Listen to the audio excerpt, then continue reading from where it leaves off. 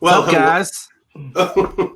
what felt like a Poe Dameron situation. Do I talk first or do you talk first? Do I talk to you? How does Which this one work? of us goes? Exactly. But no, guys, we're back here yet again. And as you can see from the title of the episode and our little graphic here, we're going over one of the unique characters of the Schmoedown, someone that was not in very long. I think this season that we're really going to go over where most of his matches were, season 4, was pretty much the only season he was in. He competed in Star Wars and Inner Geekdom. Got Jeremy Jahns. Any of you that are in the YouTube movie space know who Jeremy Jahns is. He is very well known for his movie reviews. Oh, he is definitely a very high YouTube. He was before Collider, before I knew about AMC News. Jeremy Jahns was like one of my go-to YouTube reviewers out there for movies. And he was always high passionate. I mean, sure, there was constant cuts to where you see his movies reviews, but it was because he was so passionate talking about a movie. It didn't matter whether if you were following him or not. You just could tell off of that he either loved the movie or he didn't like it, or he had some. I mean, come on. At the end of his reviews, we all love the fact it would be either be Awesome Tackler or something a movie you would review that you'd want to be drinking alcohol to. Yeah. And the way that he cut his reviews together is always so interesting. It's like jump cuts. You're like, whoa, what just like some people cannot handle it. Like some people say that's one of the reasons they don't like Jeremy Jahns is because of all the jump cuts he does in his videos. I love it. I think it's great. I think it fits his personality so well. Yeah. He's great. I mean, yeah, I've been following him for a long time too. So definitely, he is one competitor that I would love to see back. I do agree. It would be awesome to see him back again. It would be interesting to see how he would do with the current crop of Inner Geekdom and Star Wars competitors. Because I feel like Jeremy Jahns was one of those older competitors that it was all just based on knowledge. There was no studying involved. And yeah, in the early seasons, like seasons 4 and 5, Inner Geekdom and Star Wars were they weren't as difficult as it is today. They were a lot of, if you seen the movie, you would most likely get the answer to the question. Yeah. And also the formats, they were testing out so many different. They wanted to make Inner Geekdom and Star Wars completely different during that time. They wanted to really make it its own identity, so they were always testing out different formats with Inner Geekdom. I mean, out of all of the leagues outside of Star Wars, Inner Geekdom was mostly known during season 4 for those 5-way matches before it got changed later on. Because it wasn't a division yet. Like they just had a couple of competitors, so to determine their champion, they all competed at once. Yeah. And sometimes it was a mixture of the ones who knew the knowledge and some who were well known amongst movie fans and people at AMC and Collider for their geek knowledge. Like, I still love I know when we were reviewing Mance, I looked at the first Spectacular, of course, the Team ETC and Trek match. It was after the first ever 5-way Inner Geekdom to make the first inaugural champion, which Jahns was a part of, along with Hector Navarro, Robert Burnett, Ashley Robinson, and John Campia. And it was kind of funny how you look at the way it was. It was just the 5-way was completely different. Every round was an elimination style setup. Winner take all. It was a winner take all. Yeah, it wasn't to where nowadays we see with our 4-ways and 3-ways in Inner Geekdom to where they just keep going until the person with the least score at the end is eliminated. No, it was like if you have 4 points and everyone else scores 7, you're out. It was just like that. So it was more of you have to strike hard first. You have to get that knowledge up. Like every point had to matter. And I actually like that. I mean, sure, it was disappointing when you saw Jahns or Navarro or Ashley got eliminated, especially later on in season 4 when they were doing that with Kalinowski, Coy, Inman, and Rachel with Fife and all the others. But before it became its own like unique and true division. But I thought that Jahns, he could definitely adapt because his match against Robert Burnett, I thought it was it was a good way of him adapting to what became now the style of Inner Geekdom with the whiteboards, the wheel round, and the 3 questions. Yeah, it really was. That was back during a time, like I said, where the questions for Inner Geekdom were not on the level or difficulty that they are now. You would notice because we had competitors like Robert Meyer Burnett, Jeremy Jahns, Jason Inman, Hector Navarro. Anyone who's in the movie space knows who these people are. They know that all these people have great movie knowledge. Studying just was not a thing of the Schmoedown yet. Like, people just did not study. Really did not happen until season 5. Thank you, Sam Levine. You changed the league forever. You're the one that started this, so thank you very much, Mr. Sam Levine, the Inglorious. Wait. Was it really Sam who started it? Well, so Sam was the first one that really, because he noticed that he struggled with animation, so he had flashcards. Like, he just started making flashcards and a binder. Yeah. And then you see how it was built. Oh, go ahead, man. I won't interrupt you. And then I was about to say, Bateman basically said he saw what it did for Sam, so then he started doing it, and from there on out, everyone started doing it. And now you saw with Roca. I mean, of course, Roca was always a guy who took it seriously, but you can tell, like, afterwards, like maybe sometime in season 4, he really started ramping up on his own method of studying. And of course, with Rachel Cushing, we see with her in Inner Geekdom, she had the knowledge, but it was clear after maybe the second 5-way she was a part of, she started to adapt to using the study method, just like Sam. And of course, the most known is Kalinowski, to where even in later season 6, he would show you photos or at least quick pictures of his own study sheet, his whole folder, binders full of questions and notes. Right. It really was something unique. That is for sure. Now, Jeremy Jahns only competed in a total of 5 matches. Yep. He went 2-2 in Inner Geekdom with an accuracy of 72.73%.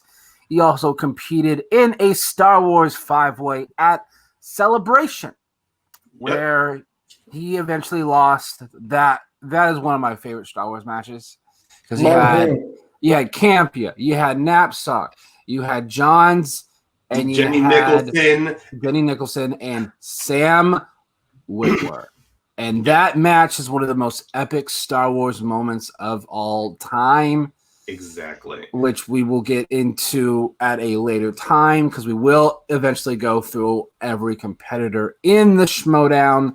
Jahns eventually lost that match, but he had a really good accuracy of 89.47.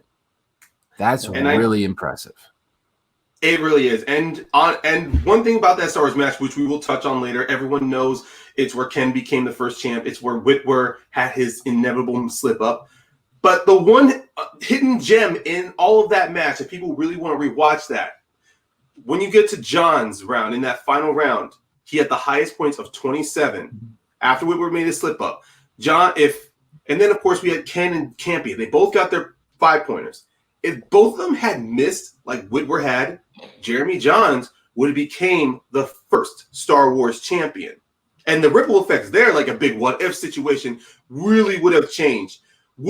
If Jeremy Jahns had actually won that 5-way, would we have seen the 5-way where Whitwer showed up and we had the debut of Damon Scrimshaw and also with Steele Saunders and I forgot her name.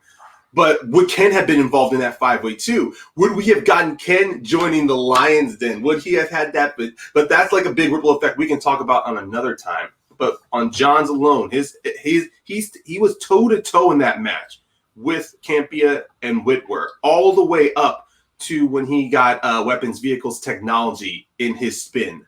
That is where he slipped, but he was able to recover in that last round by getting his 5-pointer to get that top score. Yeah, it was.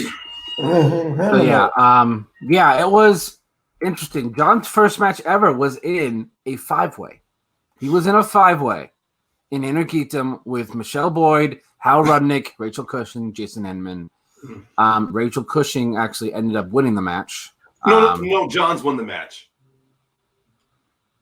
Oh wait, okay. Because the winner had to face Robert Meyer Burnett, then they would face Hector Navarro.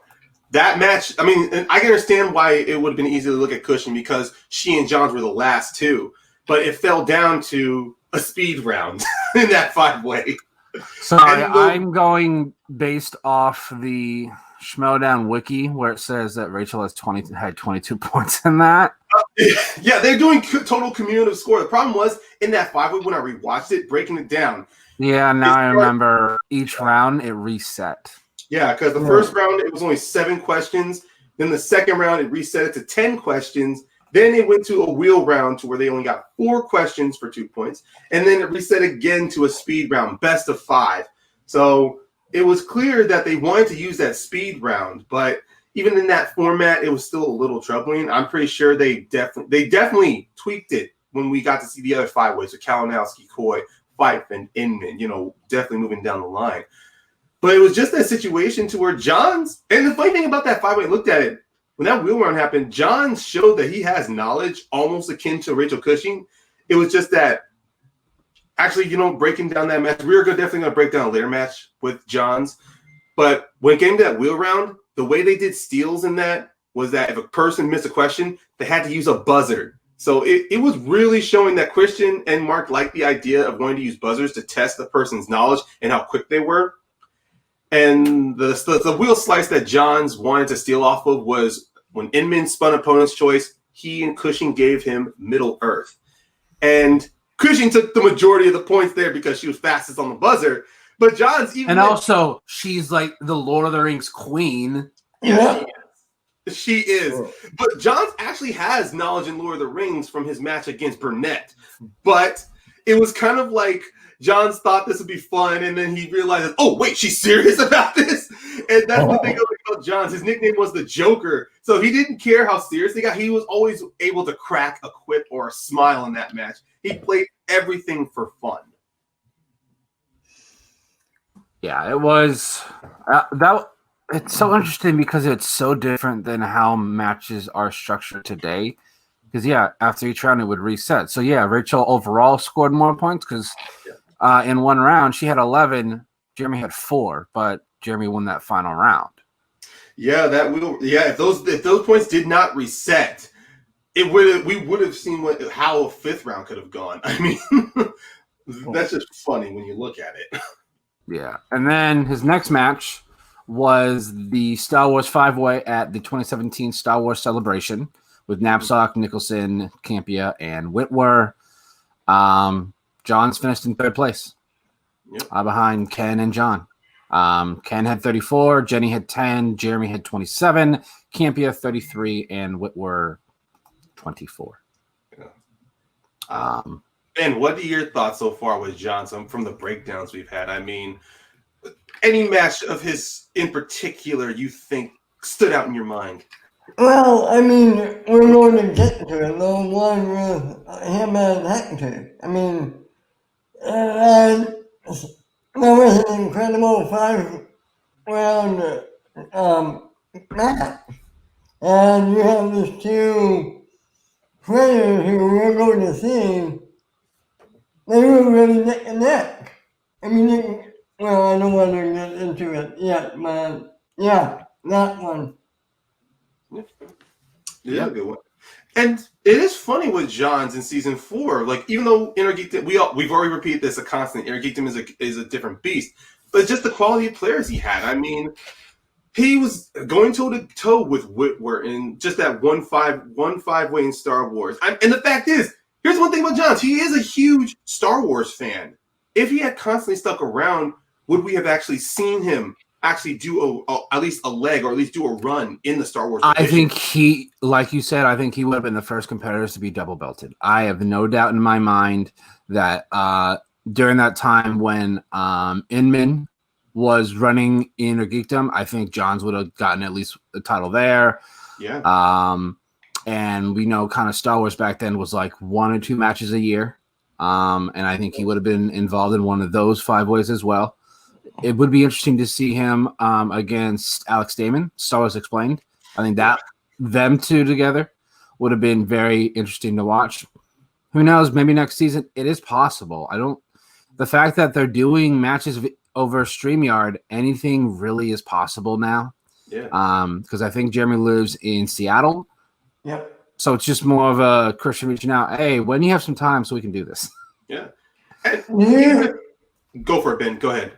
And if he studied, if he really put his time into it, could he take a Smith or a Chandru and interdict them? Chandru, yes. Chandru, yes. Yeah. I mean, because we look at Jahns' strengths when it came down with Inner Geekdom, he is not big Star Wars fan, as you can tell, because when he in his matches always came out with that Star Wars blanket, that classic collector's edition of a Star Wars blanket, and he still owns it. And even not just Star Wars, he's a big comic book fan. I mean, on Collider, he had a show called Awesome Tacular where he did dive into the geekness, into geek culture. So right. I'm pretty sure, yeah, Ben, I do agree. If he did study, or at least he was able to know what he was not good in, I'm confident he could definitely match on the level of Chandru or Smets, or hell, even go toe to toe with possibly if we ever see an exhibition match to see how he is on Star Trek questions, or hell, maybe we'll see how he is against Robert Parker. It's the sky's the limit. I mean, the game is always changing. It really is. When we saw this tournament, Robert Parker is human. He has flaws. So, yeah. That would be fun. No, you have a strong point. And even in this early season 4, Cushing and Inman, that even though they're now definitely top tier, they are definitely recognized as top tier Inner Geekdom players for winning belts. They even had their weaknesses. Inman, who was really working hard in that season to get a belt. I mean, to become an Inner Geekdom champion, and he gets it at the end of that season. But it was just like his road was very difficult. And with the limited number of matches that Jahns had, I mean, if he had won another run after Collision, would we have actually seen him and Jason Inman play each other again? Or, well, I mean, we keep talking about these what ifs or so. I mean, until we run out of breath. But it was just we seeing those limited matches. Jahns, he had some secret strengths in Middle Earth. He had a secret strength in some Star Trek questions. I mean, they were far few in between, but at that time when it was just the core geek movement, it was just the core 8 of comic books, Marvel, DC, MCU, DCU, Star Wars, Star Trek, Middle Earth, and Harry Potter. Jahns, I believe, he had at least 75% of those strengths covered, even if it did go into deep knowledge.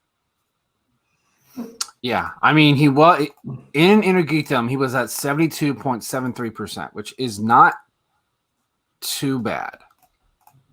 And then, so after that Star Wars match, his next match was against Robert Meyer Burnett for a number 1 contender battle, where the winner plays Hector Navarro. Jahns just squeaks it out over Robert Meyer Burnett, 17-16.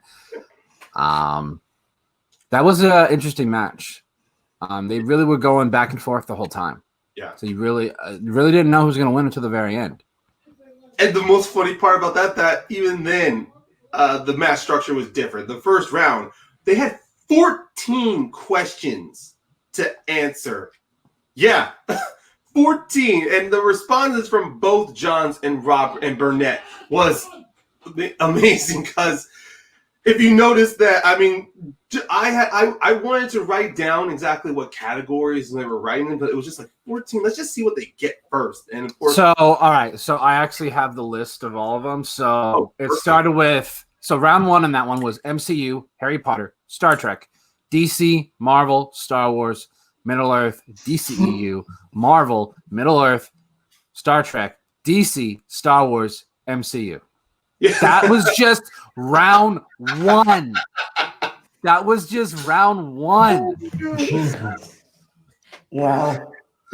Like, it's so intense. And the only reason I have these is a couple months ago, I started going back watching every Inner Geekdom and Star Wars matches, writing down the questions. Yeah. Yeah, I was doing similar when we were looking back at Dewberry, McCougan, and Mance like that. Their matches, okay, categories, they wrote this down. And just the switch, the constant change in that Inner Geekdom match. Of course, they eased up in round 2 by just giving them 5 questions, but still, it was just hilarious that if they had stuck to that 14 questions, would we actually see someone like Inman or Cushing make it to a belt next season? Or if they did that for one special match, let's say we get Parker versus Smith and we get those 14 questions down. I mean, now that the Inner Geekdom slices, now they have spread out Inner Geekdom to where you get taglines, quotes, scores, and soundtracks, directors, composers, and even now and then a few mixed bag questions thrown in there. We will definitely see. I wouldn't be surprised if they actually bring that back just for one special match. 14 questions, then 5 in the speed, then 5 in the wheel round, and then you get your typical 2, 3, and 5 pointers. Though, would that format actually work with the new crop of Inner Geekdom competitors? Some of them. I mean, Kevin Kevin, I'm sorry. probably Parker, Mm-hmm. Kalinowski. Oh, true. I mean, I rewatched that Kalinowski album match. I think Greg Alba could adapt to that. I mean, both the real rejects, Alba and Humphreys. I know 100%. Of course, Chandru and Chance can definitely excel in that format. Yeah. But let's just say some of the players what one player from that Inner Geekdom tournament you actually think could adapt if, let's say, for one special match, Christian actually brings this format match. Not just the ones we named, but let's say of Zipper, Emily Jacobson, Janine, Ben Goddard, Veveda, or if they get Keaton Marquis back, or even with Brandon Hanna or Alex Damon, could any of them? Damon, I could see it just because he's a beast with knowledge. The thing is, I think Alex Damon, he'll read something and it sticks in his mind, so he doesn't have to study as hard because I think he just has to review it and it somehow sticks in his head and he's able to pull it so quickly. I think that's why he dominates in Star Wars so much. I thought it was somebody else. The Barbarian. I think he could do it. He made it on tournament, right? Damon and the Star Wars? The Barbarian. Barbarian, yeah. I completely forgot. See, that's the thing with the Barbarian is I always forget that, yes, he was in the Inner Geekdom tournament. He could be someone too because Bateman has said countless times he is the best studier in the Schmoedown currently. I mean, look, the fact that he played in both singles. I mean, the fact his match against Bibby. Actually, don't want to touch on that. But the fact that you've seen his Inner Geekdom matches, the matches he played. I mean, sure, he lost a chance though, but even then, he was still starting a little fresh out in Inner Geekdom, but he was able to at least climb, as you see in his knowledge. He had a 4-week notice to study for the Inner Geekdom tournament, by the way. Can you imagine what he'll do if he does it next year when he has months to prepare? Oh, he will be a barbarian in his name alone. And also, I mean, he has at least I think he still has a top accuracy when it came to the wheel round because he was very strategic when it came down to the wheel round. Like most competitors, it was always like, I don't feel good about this. Or the Barbarian, from what I've reviewed of his 2 matches in Inner Geekdom, he took his time to think on what slices he wanted to tackle, and especially even if he knew his opponent was good on that, he always had the self-confidence to know that he can at least run the table or, make sure that his opponent's never got any steals. So that is a good choice, Ben. I do see, out of the 2 that you guys have suggested, Damon and Barbarian, I think both can actually adapt if they ever bring back that old format. I mean, personally, for me, I think Zipper also could adapt to this as well because, I mean, his matches may not be the best, but Zipper, he has been very serious about wanting to play the game. I mean, in his match against Kalinowski, he may have not have taken Kalinowski to his 5-pointer, but Zipper, he kept battling, even if he missed something. It was just more of like he recovered later in that second round. He would recover questions later. As long as Zipper always remains in a 2 or 1 point differential, or even a 3 point differential, there's always the opportunity of Zipper to make that upset. I mean, in his match against Stacy, if he had gotten that 5-pointer, that match would have been his. And if Stacy doesn't pull the most unique, out of left field, thin air answer, Zipper wins that match. That's true. There's a quote, like, he's like, I know the things I know, and she knows the things she doesn't know. Yes.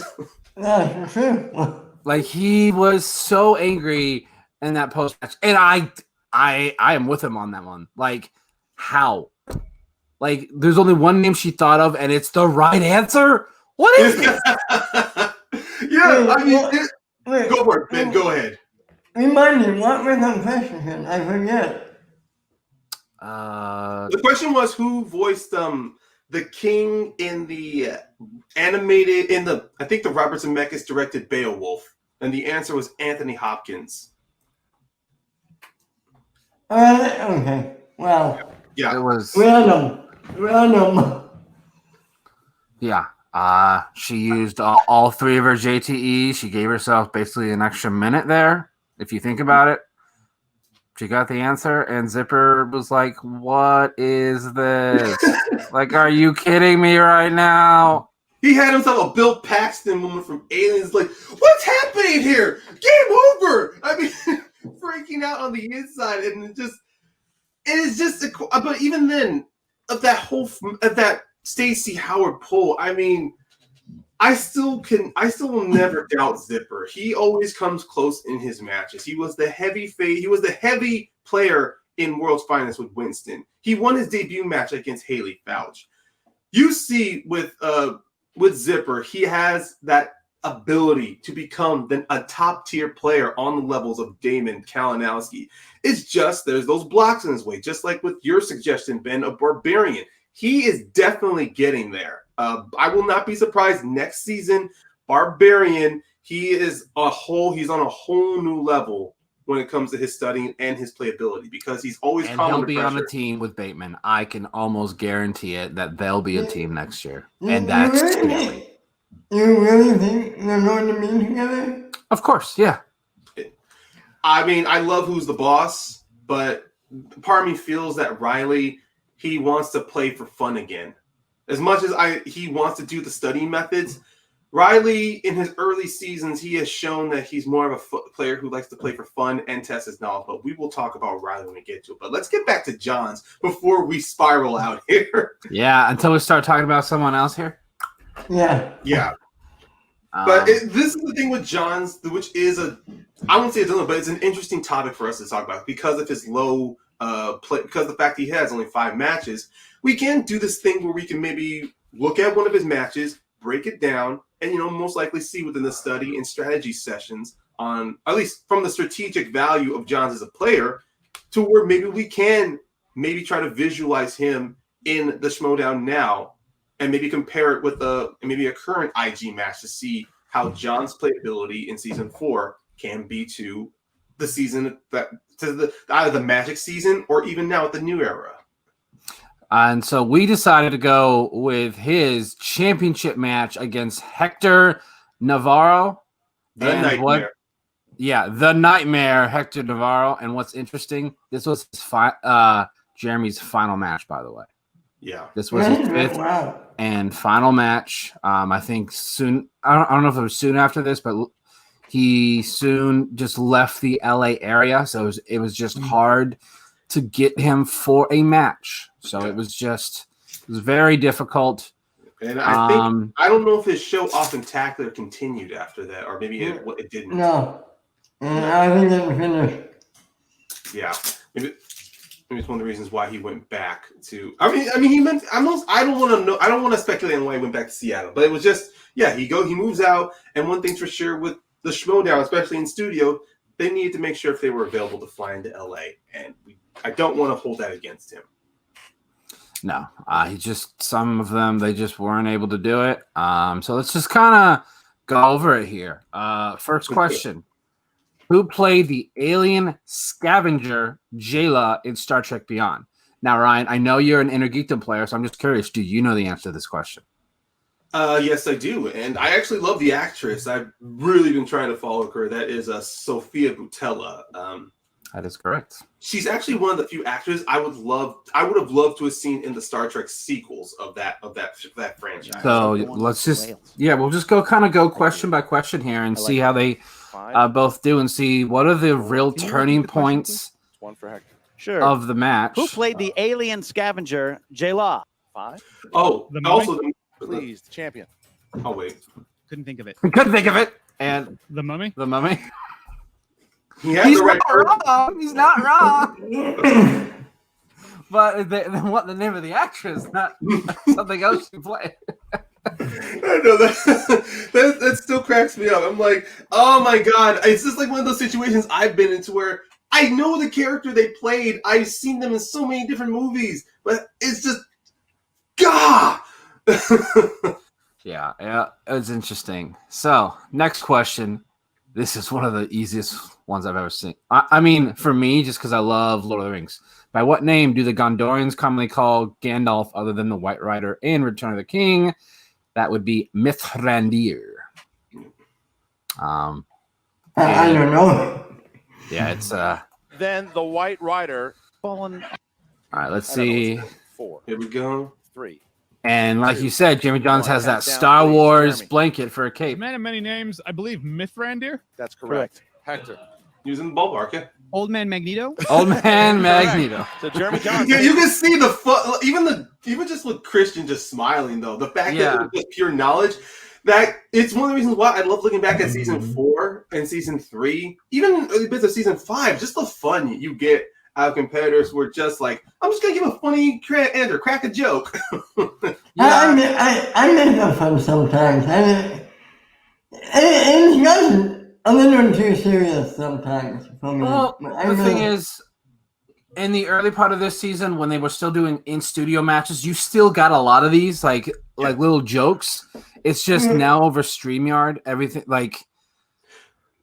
I think even then with the Magic season, you saw some of the seriousness start to change, especially with the exhibition matches. Even though those were fun, there were a few exhibition matches where sometimes some of them just didn't know that these were just for fun and they were very serious about it. And even now, amongst the community, everyone wants to say this is a sport now. And I still agree with that. But technically, this is still a game.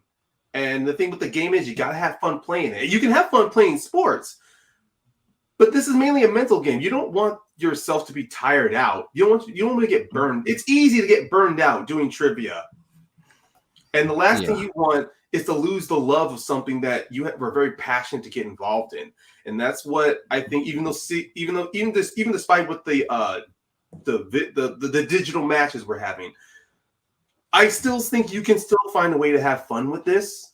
And even in this match itself, you can tell when they're studio or over StreamYard or at a live event, that fun is there. Just treat the game as it is a game, and you'll be able to always have fun regardless of the outcome.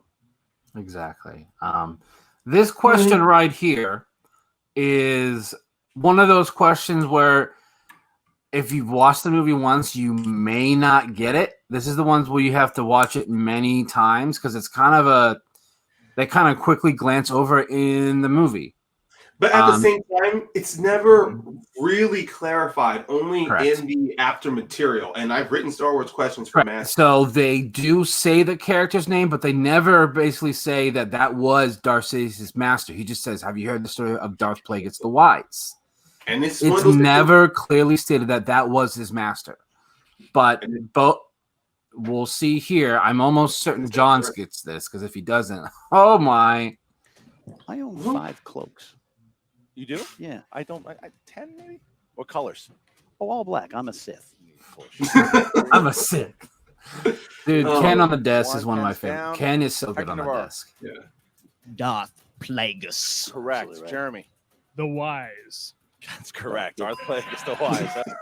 So yeah, they do say the character's name in the movie, but it's never clearly stated. He doesn't say, "Oh, my master was Darth Plagueis." It's more of a no. if you're just in the space, you know that That's who he's referring to.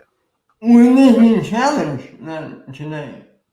That is a good point, Ben, because that can be challengeable, that question, because it's heavily implied in the movie. Sure, in the books, comics, and further down the line in shows, they do clarify Darth Plagueis is Sidious's master. But if we were mainly going off the movies generally alone, that answer would not count because it's only implied in the movie and maybe in a few subtle camera shots of Ian McDiarmid. I think it would be something like if this was a question asked where one of them doesn't get it and one of them does get it, it would be challenged. But I feel like a lot of these competitors would know that answer anyway. So I don't think there's any chance that it would be challenged, but it is something you could challenge because it's not clearly stated in the movie.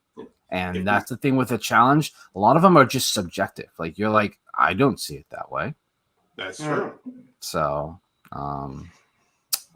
let's see. Anything else in round one that's interesting? I'm trying to remember Navarro's strengths on what he was always good in, too. But you know what? Wasn't it DC on comic book? Oh, yeah. movie? Yeah, he was a comic book guy. Yeah, he is. I would say he's DC, DCEU, MCU, and Marvel would probably be what his strengths are. Yeah. Because his team with Halavic was superhero news. So it would mainly be the comic book genre. Oh, wait. Was that a comic book movie I saw with the 6 questions? Yes. Oh. So yeah, after that Star Wars question, we get Marvel, DC, DCEU with the next 3. So maybe I think in this match, I believe before the end, Jahns has a strong lead all the way towards the end. So yeah, Darth Plagueis, and then we get in 2002 Spider-Man. How does Norman Osborn Green Goblin meet his answer? So this is something that, depending on the person, they could go more in depth. Like they could say, "Oh, he killed himself," but the answer really is he gets impaled by his glider. So Norman Osborn. Yeah, because if you use the answer he killed himself, Hands down, it's please, Jeremy Jahns. Like in the comics, his glider impales him. That's correct, Hector. Godspeed, Spider-Man. Yeah. So they both put impaled by his own glider because that's really how he dies. Yes. It's not that he kills himself. Like, yes, he does kill himself only because of Spider-Man's Spidey sense where he senses it and he jumps. Yes. So, yeah. And the answer itself, kill himself, can be multiple interpretations too. So it's where these one questions you need that specific answer. It would be interesting if someone said killed himself. That could be something you could challenge too. So, it's like someone's having some fun over there, Ryan. Yeah, my brother, he's on Twitch, and I can't control him. I can just ask him to keep it down, but he can't hear me. Next one. What actor received top billing for 1978 Superman? I knew it. You knew? Yeah. I rewatched this Superman, so this can be a little confusing there because there's the obvious answer of Christopher Reeve, but if you look at the credits, it's mainly Marlon Brando, then it leads to Gene Hackman, and then it's Christopher Reeve. Yeah, because at this, this is right after it was. Yeah, I think this was right after The Godfather came out. So Marlon Brando was at like the height of his during that time. So yeah, Marlon Brando gets top billing in that one. That's correct. Brando is correct. What do you got? Godfather, Marlon Brando. That is correct. Yeah. The next one. Who plays Steve Trevor in Wonder Woman? And I want to bring back to that question of who received top billings. If you ever get a question like that of a character that has what actor has top billing in a superhero movie, especially in a geek movie, because obviously if you're not paying attention, if you're just focusing on who plays who, you can easily get that. But if you ever get a question like that says what actor had top billing in a movie, you can always think of the titular character. But the Superman question proved wrong. And even in the Harry Potter movies, you want to think, Daniel Radcliffe or Rupert Grint or Emma Watson would have top billing. But I'm pretty sure if we look back at it, maybe it could have been Richard Harris or Maggie Smith could have gotten top billing for those movies. So it's always those situations that I think, though, that this is one of the only ones that they've ever asked about who gets top billing. Because most of them, a majority of movies, the main protagonist, the main character, is always the top billing most of the time. So that's why this question is very unique. Next one is if you've seen the movie, you know. Yes. Like this one is super basic. Next one we get a Star Trek Middle Earth. We got another MCU. Sure. Yeah. And question 11. How old was Tony Stark when he took over Stark Industries? That question I have seen not only in Schmoedown matches, but also in Fan League matches. So that one is something you need to see the movie. Because it's just like it's a throwaway line. Like it's miss.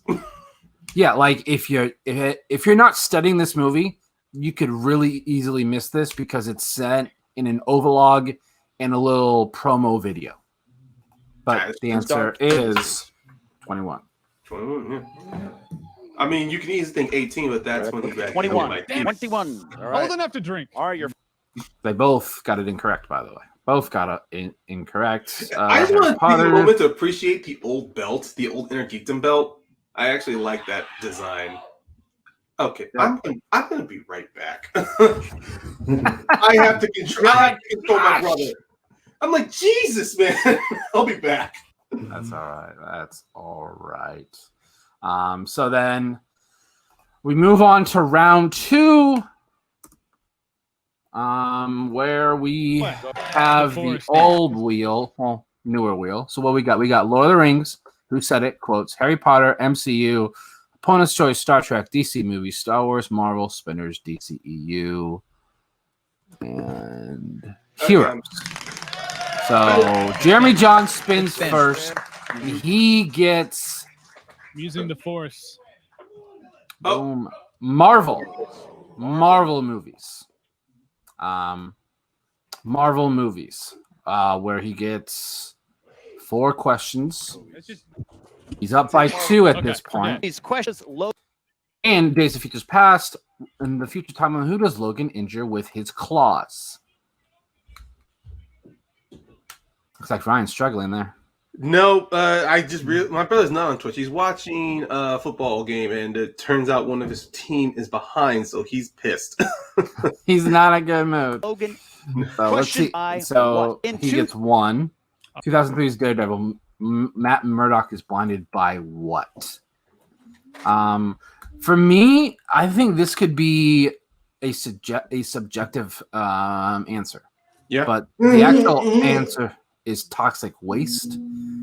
You could say like acid. Like, would that be something that Acid? That would be no, because acid Splashed in his eyes. acid Toxic eats chemicals stuff. splashed in his eyes. Yeah. So Jeremy says toxic chemicals. Yeah. So I think it's one of those answers where they're like, if it's something in the vein of like toxic something, then they'll. Toxic chemicals splashed So- in his eyes. All right. He's 2 for 2 so far. Question number in Logan. What animal does Charles compare Laura to? So it's somewhat because at this point, this is in 2017. This is a fairly recent movie question. What animal does Charles compare Laura to? Lioness. Ooh. Yeah. Because I remember Logan came out sometime in April or March. March. I got to go multiple choice on this one. Yeah, so you go A. multiple choice. A. A hawk, a lioness, a raptor, a bobcat, a raptor. That's actually kind of funny because raptors currently do not exist. And we know Logan is actually set in the future. So unless someone was able to recreate dinosaurs, that would be interesting. So I love how Maybe it's our shared universe in Jurassic Park. I like that. I like that. We got how the great Chris Skalicki was like, here, let me throw in just a random one that's most likely not it and see if they can. Hawk. B, a lioness. C, a raptor. D, a bobcat. Oh, and I just noticed this. We have 2 C's, by the way. Yeah. I think that's what threw him Can off. I hear the choices again? Yeah, okay. A, I think that's what threw him off. He's like, wait, I you said didn't- C twice. B, a Okay, lioness. I didn't even. C, I remember. a raptor. I didn't even catch that the first D, time. a bobcat. Lioness? That's correct. Yep, 3 for 3, but he did have to check down. And his final Actually, one. it's funny you mentioned that because in that Star Wars match, when Jeremy was given the same question with Miss Technology, he was thrown off by a way a question was worded as well. Or I think no, it was Ken. Ken was thrown off by a way a question was worded, and it was saying like, I heard the same thing. It was just one of those situations at that live event where no matter how like loud the mic is, even competitors, just being on the distance, can still mishear a question. Yeah. I really think that the writers sometimes they will word questions a certain way to see if they can trip up the competitors. Because there are certain competitors where someone like Bibbs, you could ask him 1,000 questions, and if they're just he could get all 1,000 correct. So that's why I feel like sometimes they word them in a different way to see if they can trip them up. Yeah. So and Christian has said multiple times, you can take the same question and rephrase it in five different ways. You can you don't necessarily need to rewrite questions. You just you need to pick new questions. You just find old questions and word them differently. Yeah. So say what does Deadpool say is the old fashion of doing things? Like that one in particular, because the answer is 2 swords and maximum effort. Mm-hmm. You could say Deadpool says two swords and maximum effort is what? Yeah. The old fashioned way of doing things. Exactly. And even when it comes with who played this character can always change up. Like, okay, who played Magneto in the 2000s X-Men? And then change it around. Ian McKellen played a famous comic book villain in the X-Men franchise. And then later on, it can be Ian McKellen and Michael Fassbender have played this character on exactly. 3 separate occasions. And you could even turn this into a who said it. Said this in this R-rated comic book movie, this character says this is the old-fashioned way of doing things. Mm-hmm. Deadpool. Or the best, which comic book character has said the phrase maximum effort in his 2016 movie? Exactly. Like there's with a one simple question, you can reword it multiple ways. So there's no real reason to come up with new questions. Just maybe wait a couple seasons and then kind of reword the question. Well, I think they're doing that now, aren't they? Well, Christian said that this season they are using past questions. Yeah, the recycling. Okay. Yeah, they are recycling questions. Yeah, because Christian has said for the new era. Correct, 1 point. Hector, go. So Jeremy technically went perfect, but he did have to check down twice. Yes. Hector spins and he gets very, very lucky. Wait for. Who said it? So that was his first spin. He decides to spin again. And then here it comes. Like the tension builds. You're like, oh god, oh god, oh god, oh god, oh god, oh god. And what does he get? The DC movies. Good spin for Hector Navarro. Big spin for Hector. All right, here we go. He did them all again. So he gets 1978 Superman. What happens to Air Force One that causes Superman to come to the rescue? Struck by lightning. Does he get it? Yes. What character was the main villain in Jonah Hex? So the thing with this is most people forget that Jonah Hex is a DC character. Yeah. Because the movie is not that good. So it's one of those you're like, I'll watch this once. Let's see how he does. Was the main He gets that one. In Batman Begins, what item did Bruce and Rachel fight over as kids? Arrowhead. Bruce Wayne found points. All right. Said it's that one as well. To tie it. His power ring chose Hal Jordan to be his replacement. That would be Abin Sur. So yeah, he gets something he's good at, DC, and he goes perfect. He gets all possible points and ties it. Will get a chance. And round 3, the betting round, where they end up spinning. I remember it. You can choose any category. It's going to go on. Spinner's choice. Yeah, spinner's choice. Right. Spinner's choice. You can choose any category to get the betting round. I'll take MCU movies. Take the MCU. MCU, another one of his strengths. What's the So a very, very easy question. And one of the first things somebody asked when he returned from captivity in Iron Man was to hold a press conference. What was the other thing he wanted?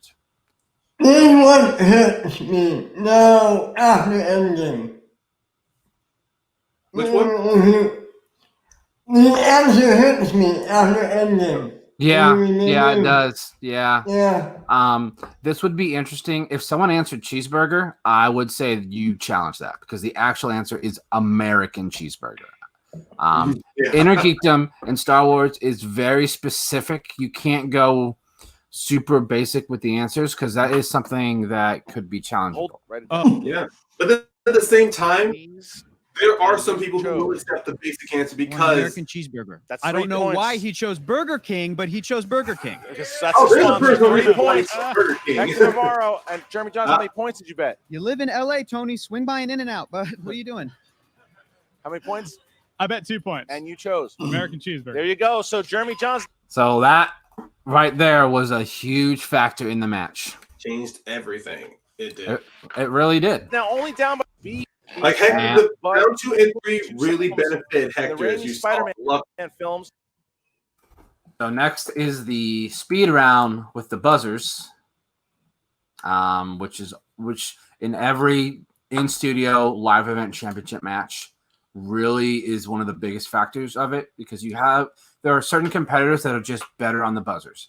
Bateman, Smets, Levine, like they just Even Brendan Meyer, like at the live event, he was hitting hard on those buzzers when he won. like there are a lot of competitors that when they come up to a speed round, like they're just like, oh, no, I don't.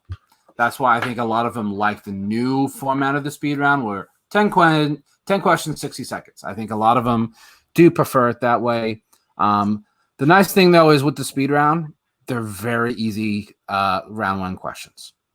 So you don't this one I feel is a little bit too wordy, but that's fine for this current format of the speed round. With the current one with the 10 questions, 60 seconds, they would not ask this. This question's way too long.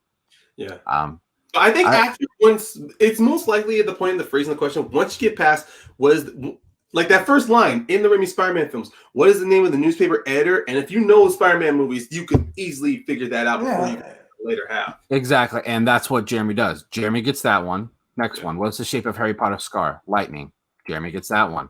Yeah. Next one. And you see Jeremy is fantastic with the speed round as well. Yeah, like you can tell, like he's not really even looking at the buzzer or looking at anything. He has his eyes open and he's thinking because a lot of these. Who was R2D2 was a point in the hollow? Jeremy gets that one as well. Well, that was the name of Thor's father. Jeremy gets that one as well. Take one more step, and Jeremy gets that one as well. Yeah. Jeremy swept the speed round. So if Jeremy ever did come back, looking at his performance now, you do not want to face this dude in a speed round, as he got every question. It was clear in the Imagine him and Smets on the speed round. That would be like who is God. who is quicker on the buzzer. Yes. Take my money now. That would be awesome. That would be fun. So now we go into the deciding round 5. Hector's round 1. I mean, his first question is 2.0. What brand is Peter Quill's portable cassette player? The Walkman. Peter Quill's portable cassette player. Walkman. I like how he says that. Walkman. All right, here we go. So now Hector's still in the red. I still laugh at that. I still. His 3-pointer. Other than Deadpool, what other Marvel property films is? This one.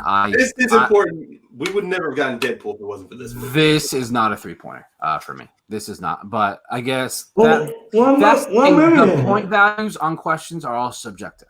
I'm sorry, Ben? One movie is that? Wolverine? Blade. X-Men Origins Wolverine. No. What film does he have a lead role in? Oh, he's Blade not Trinity. a lead in that one. Blade Trinity. Yes. Oh, With- okay. My bad. Other Okay, this Marvel definitely would have tripped me up. Ryan Reynolds have a lead role in. Because he is a supporting role. Blade, Trinity. Yeah. There you go. That's what you need to put the lead role in. He is a supporting. He's not in X-Men Origins Wolverine all that much. No, it's one of those situations. Like I'm even reading it, and I still got tripped up. If I heard it, I would have to take time. So yeah. So Hector takes the lead after his 3-pointer. Next one, Jeremy Jahns with his 2-pointer. Han, Leia, Chewie, and C-3PO slip away from the Star Destroyer before heading to Cloud City. This one, I think, is all about the phrasing. Like, is garbage the correct answer? Float away with the True. Heading to Cloud City. Slip away from the Star Destroyer? Mm-hmm. Yeah, it's one of the questions. Yeah, like how do I? Wait, hold on. Can you repeat the question? Yep. How do Han, Leia, Chewie, and C-3PO slip away from the Star Destroyer before heading to Cloud City? How do they slip away from the Obi-Wan Kenobi's distracting them with Darth Vader's lightsaber? Right? He got crash. Yeah, it was that situation, the phrasing of that question. Like, he was so focused on the word "slip away" that he thought of A New Hope instead of Empire. Oh, shit. All right. Okay, so all right, Jeremy, next cat. So his next one. What is the name of Lex Luthor's female assistant in 1978 Superman? I'm positive we had this question re-asked during the Inner Geekdom tournament. And I rewatched. And so the thing is, I knew the first name, or the last name. Yeah, just Miss Tessmacher. I didn't answer it because I'm like, are they answering for the first name? Because they never say it in the movie. But in the credits, it's Jeremy actually Jahns. her first name is in the credits, actually. Superman. Miss Tessmacher? Yeah, so he says Miss Tessmacher because that's how she's referenced in the movies. Miss Tessmacher! Yes. So, and it's those situations, this is actually a great question, or at least a good way of challenging a question like this, because whether it's Schmoedown, families, or just bar trivia in general, whenever you hear something, the name, and then you give them the last name, and then they want the full name, it's like, well, you didn't phrase that, actually. If you want to say, give me the full name, then yes, because it's just those situations, like, especially in comic book movies, sometimes you'll just get the first name of a character, you'll never know their last name, and it's vice versa. You're going to say something. Go ahead. It could have been a good challenge. If he got that wrong, I would have challenged that. I don't think they had challenges here in season 4 yet. No, I don't think they did. I'm pretty sure challenges were available, just no one ever took advantage of it. Because I don't think anyone knew how they were used. Yeah, that's actually one change. That's one thing that we've definitely seen how the game has evolved. The way challenges and repeats have been used. Yeah, there were certain points a couple weeks ago where it seemed like every match we had a challenge, and you could see Christian's face. He's like, it's just like, well, stop. Can we just move on with the match? Because the matches were live, and a lot of them, I think they didn't spin as long as they normally would on a challenge. No. So they just try to get to it the most quickest way. So. Jeremy takes the lead, 26-24. Hector answers his 5-pointer. He plays General Swanwick in Man of Steel. Not a 5-pointer. Yeah, I do personally feel that too. But remember, this is season 4. Inner Geekdom was still fairly new, so I think they were just going like this. This would be. This might even be a round 1 question now. Most likely, probably a round 2 in DCEU. Yeah, but Harry Lennox. I think Garen with this current season, even questions like this, and I just immediately said this does not feel like a 5-pointer. But if we're looking at this current season, the fact of recycling questions, when a question like that has been brought up, we have seen people miss a 5-pointer that has been in a phrase like that. Who played this character, or this actor starred in this movie? So. As much as we all really want to say this does not feel like that big of a point, it does fall down to the competitor if they knew it or not. And it's a very subjective question. Yeah. It would be interesting to ask a lot of singles and teams players, do they know this? Yeah. Like this would, I feel like this would be a question asked in the comic book movies or Inner Geekdom slice for singles and teams. Yes. I think this would be included in there. In Man of Steel.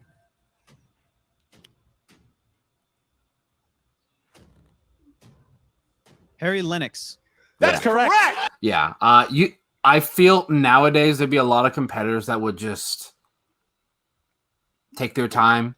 They'd use all the JTEs they have because they don't carry over. It's your last one. Unless you're like 200% sure, you might as well just take the extra time. Hector Navarro has done it here. He's 20 Takes the lead, and it comes down to the final question. And in my opinion, these are the best type of matches. Yeah. This is good. And this is one of the things, as I mentioned earlier, the fact that Jeremy Jahns, if the cards really played right for him, really would have been the first double-belted player in Schmoedown. In this season, he would have set the standard for IG and Star Wars players moving forward. It's one of the reasons he didn't get confused by the phrasing of that first question. How did they slip away from the Star Destroyer in Empire Strikes Back? Actually, he still loses this match because he doesn't get this question. But I mean, let's see. If we're looking at because 25, he still would have had to answer his 5-pointer, unfortunately. Because he would have been at 28 here, so he still would have been behind. Do you know the answer to this question, Ryan? Opens. Yes, I do. I believe it's Back in Black by AC/DC. Yeah, Back in Black. Ba-na, down. Yeah, honestly, when it comes to movies, I never pay attention to the song. And that's that grows from everybody. I know the song. I can't think of the name. Dun, dun, dun, dun, dun. 5. I'm gonna JTE you in a second. 3, 2. Can you repeat it, please? What 80s rock song did 2008 Iron Man open to? Super Freak? Nope. And your winner! I don't know. It's a music question. Movie trivia. It's like, it's a music question. I don't know. See, it's just like a great reaction for the audience. And Jeremy with his feet up there, it's like, I don't know. Give him a break. But no, really, this is the type of the competitor Jeremy was. Jeremy had the knowledge, was a great competitor. He just had a few things that just didn't go his way. Yes. And that's the thing with round 3/round 5. It's all about your numbers. That's really what it comes down to. There have been certain points where I thought maybe if they give the numbers and then they tell them the categories, they then choose what's the 2, 3, and 5. But I've since kind of come back off that because I do like the whole randomness of it. That you set yourself up. This is all on you. You pick the numbers. I mean, it's just like that in round 1. You're just given random questions. And I can understand from everyone's point of view that. Well, the thing is now with singles and teams, it's not random because it always begins with action adventure and it always ends with animation. So if you know that, you can kind of prep. Even in the old format, actually, because animation, action adventure, and comedies, along with directors and movie release dates, they are the constant categories asked. And so far of the matches I have reviewed. Also, the competitors at the beginning of the year get a list of all the categories. It's not like they're surprised, but there are certain categories that are very broad, like action adventure. That's very broad. Yeah, dramas, comedies, they're very broad. Decades, like you can't study every movie in a decade. You just can't do it. I have a question. Go for it. All the categories tied to the numbers? Yes, so every match they change. So say you went 1, 2, 3, one match, you could get rom-coms, dramas, and scores and soundtracks. Next match, it could be animation, action, adventure, and drama. Like it changes every match. There are certain competitors that will pick the same number every time. I do like that. Like there is no way to basically moneyball the system for those numbers in the final round. It's not possible. They change it every time. I am almost certain that they put the numbers in a hat and they pull them out and like they just have a list. All right, this first one we grab. This will be dramas. Yeah. Then the next one is gonna be science fiction, sci-fi. Fantasy, that's sci-fi. Next one, directors. Next one, Oscars. What's so great about it? Like you set yourself up. Either you pick great numbers or you doom yourself. That's the reason why this game is much fun to play. Because if you always kept having a leg up the moment you start, I mean, that's one of the reasons why the wheel round is still very important. Even though you know what's on there, there's still the random opportunity and the random chance the questions will value you. That's why whenever you see new categories and new slices add on to round 2, there's still those thoughts going in your head. Will you get mostly softballs, like who directed this, who starred this, who played in that? Or can you get a few deep dives? Like, let's see, when Eddie Murphy was added, many people weren't sure if you were going to get just mainly just how many movies did Eddie Murphy play Axl Rose in, or Eddie Murphy and Martin Lawrence starred in how many films together, or who directed Martin Lawrence in Bad Boys. You don't know what kind of questions. It just falls into the wayside. I say Martin Lawrence. Eddie Murphy was not in Bad Boys, but it's just like that's. Wait, Martin Lawrence, yes, he is in Bad Boys with Will Smith. But I was comparing him. I was saying the Martin Lawrence questions from what I was trying to refer to an Eddie Murphy slice. I don't think they were in a movie together, were they? Yes, they were in movies together. Eddie Murphy and Martin Lawrence were in comedies together.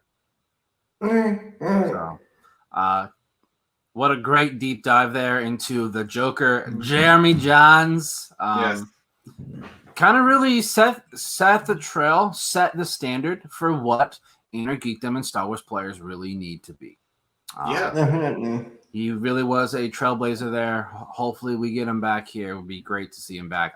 I really want a Jeremy Jahns Alex Damon match. Yeah. That is a dream match for me to see those two. I think he will be a blast in Star Wars. Just put him and Scrimshaw up against each other. Those two are just naturally funny. They are so relaxed with each other. I mean, they're just so relaxed into their personas. I can see Jeremy bounce off of Scrimshaw. I can see him go against Laura Kelly. I can see him go against him and Knapsack just in Star Wars. Just the comedy, the love of the game, the love of the franchise will just come off of both of them. It'll be wonderful to watch. It really was. I forgot, have you seen Chris Stuckman compete? I believe he played 2 matches. It was in season 2, 3. I think. Yeah, because he did play 1 match against Jeff Snyder. I think he had a second match, or I think he played a team. I think he played a singles and a teams match. Who is he on the team with? I would need to. Yeah, we would need to find that out. God, I know it will pop up if we. Let me find this. No, worry about it.